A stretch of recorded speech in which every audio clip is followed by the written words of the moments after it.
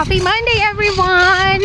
Ay, tingnan nyo yung mga ibon, yung huni ng ibon, yung malalaking puno, yung magandang ulap, yung tirik na araw.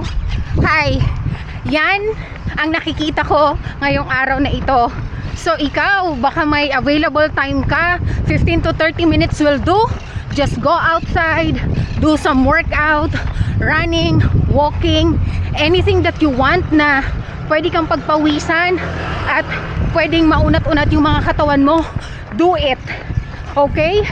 Ako, mas gusto ko yung ano talaga, lumalabas, tumatakbo, kesa yung nag-workout sa loob ng bahay.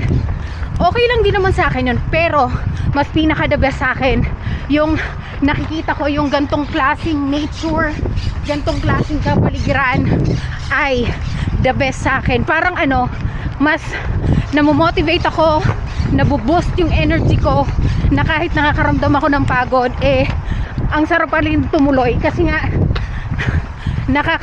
encourage yung nature, di ba? Ay, sana magkaroon tayo ng magandang week ngayon at matiwasay, punong-puno ng pag-asa kahit anumang sitwasyon natin, saan man sulok sa mundo. Tingnan nyo yung ulap, yung puno, the best. Ayun lang, mag-ingat kayo palagi, alagaan yung sarili nyo because health is wealth.